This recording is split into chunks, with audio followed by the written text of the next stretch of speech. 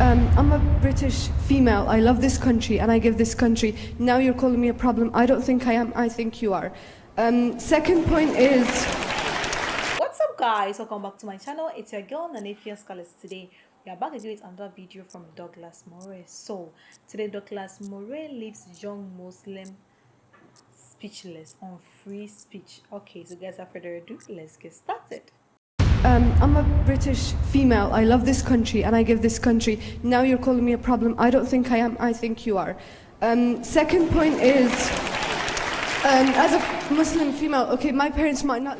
But do not mix up somebody, a thug, a racist, and so on, attacking somebody in a street with the right of Fleming and me to say what we see in the Quran, what we think of Muhammad, and maybe even asserting our right to say so. Okay, all right, now... You are about to see Douglas Murray tell the truth as it is. Douglas Murray breaks the silence on immigration and speaks what is on everyone's mind. In the following clip, Douglas Murray educates a young Muslim student. Douglas Murray did not hold back. Thank you. Thank you very much. Tariq says that Europeans associate Islam with violence. There is some truth in that. There is also a very obvious reason for that, which is that Islam is associated with violence. It was not Buddhists who flew planes into the Twin Towers. It was not Hindus or Jews that blew up the London Underground in buses a few years ago. And that simple fact has to be acknowledged if you're even going to start a dialogue. Now, what is happening, ladies and gentlemen, it's not a pantomime. I'd argue that Europe has done not too badly, considering the circumstances. In the middle of the last century, there was an almost negligible Muslim presence in Europe. At the turn of the 21st, in Western Europe alone, there were 15 to 17 million Muslims. That's a very fast migration, ladies and gentlemen, one of the fastest in human history. And no society would find it easy to deal with that kind of migration. As it happens, European societies, Western European societies have, I think, dealt with this much better than some would. Certainly, Muslims coming to live in Britain and in Western Europe enjoy more rights and better rights, among them freedom of worship, than they do in any Islamic country in the earth here today. We do have a problem. We have a problem when the failures of Islam throughout the world, the failures of all Islamic societies, come here into Britain. Their intolerance of freedom of conscience, their intolerance of apostates, their intolerance of freedom of expression and freedom of speech, their intolerance of minorities, other religious minorities, sexual minorities, their intolerance of gays, their dislike and distrust of half of the population, women, and many, many other things. And the call, what's more, for a parallel legal system within Britain and European societies. This is monstrous. No other group behaves like this, asks for parallel laws. This is a fundamental problem, and it's one we're going to have to deal with. It's a problem between a society, Western Europe, that believes that laws are based on reason, and Islam that believes that they are based on revelation. Between these two ideas, I'm not sure there is very much compromise for Europe. It is not Europe that has let down its Muslims, but the Muslims of Europe that have let down Europe. This is not solely something which we have to say we can never reconcile. Of course we can reconcile this, but we need to be honest about it. We need to be frank about it, and we cannot avoid things just because they are unpleasant. And if there were one thing I would wish Muslims in Europe could learn today, as fast as possible, it would be this: that you have no right in this society not to be offended. You have no right to say that because you don't like something, you can commit violence, or you would like something to be stopped or censored. You have no right to have more hate laws, or hate crime laws, or hate speech laws, just to defend Islam. You have to realize, the Muslims of Europe have to realize, that a society in which even your deepest feelings can be trodden upon is the only society worth living in. And the sooner we can learn that, the sooner that Islam can learn that within Europe, the better. It is not Europe that has failed its Muslims. It is Islam that has failed Europe. I'd argue Islam has failed its Muslims. Thank you. Douglas Murray brings attention to the rapid and unprecedented migration of Muslims into Europe, a phenomenon that no society can easily absorb in a short period.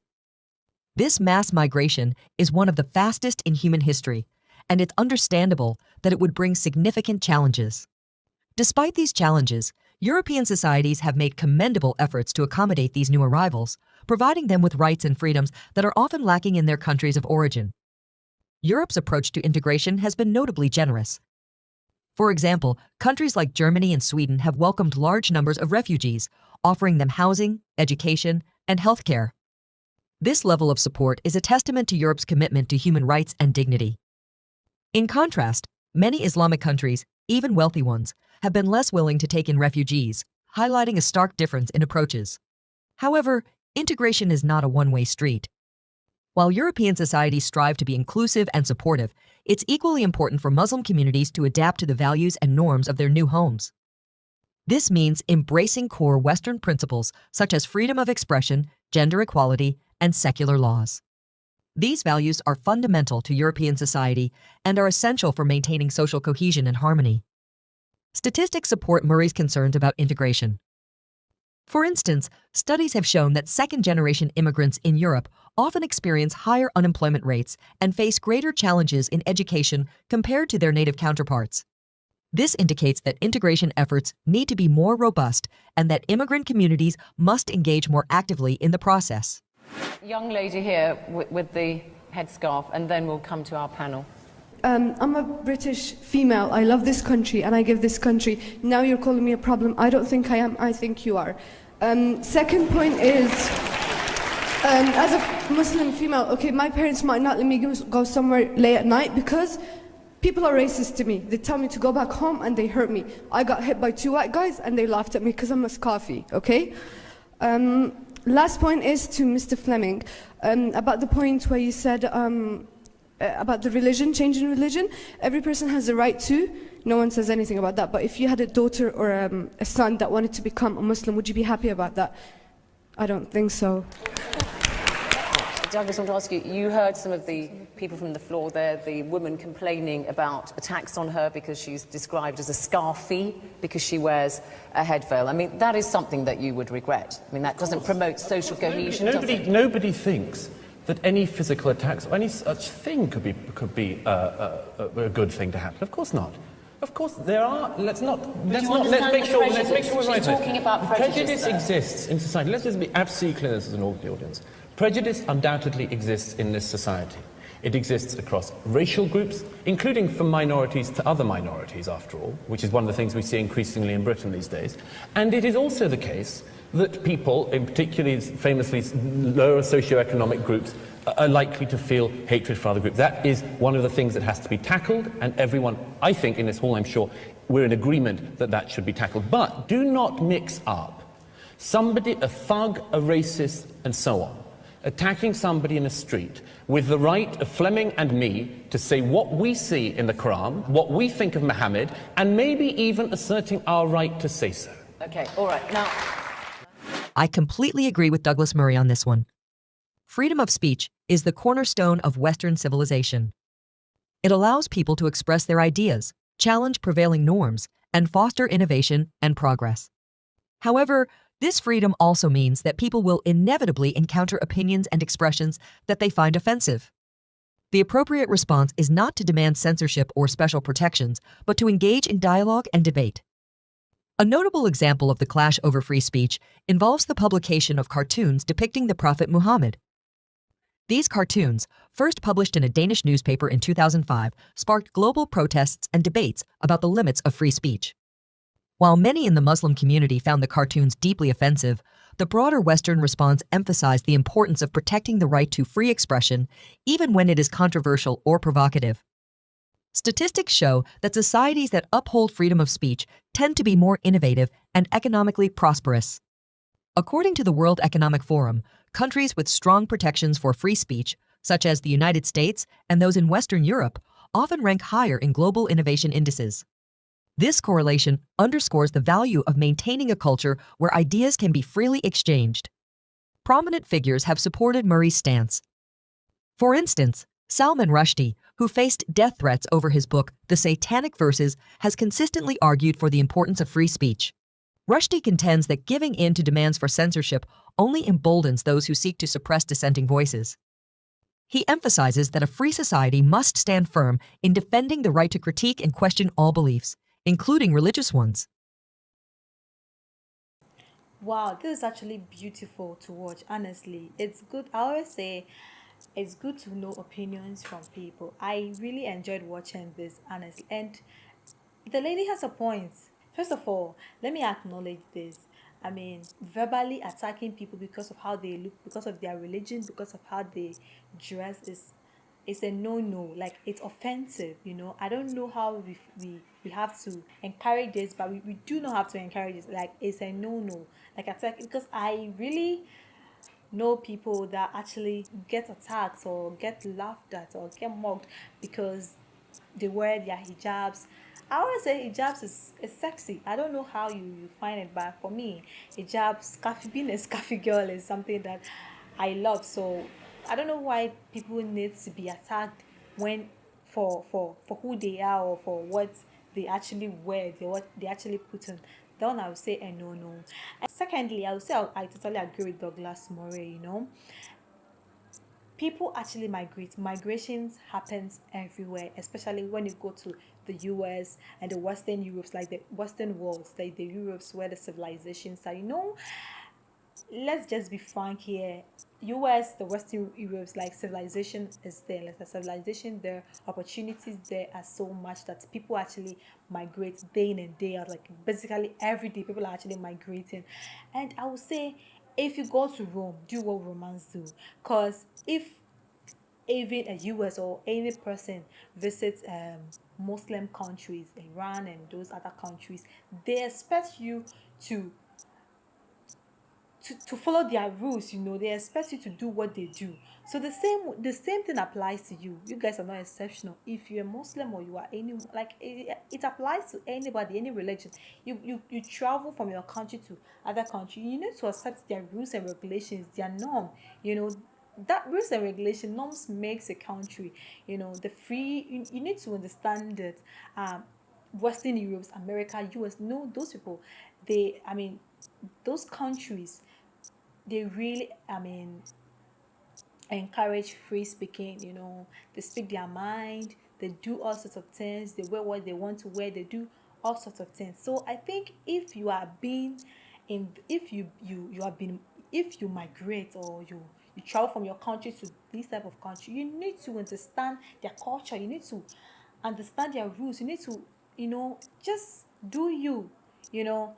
And he she said, and according to Douglas Moran, it's not coming from me. You know, Muslims says the Muslims are saying Europe has failed them. It's deprived them of their culture. You know, yes, it's good.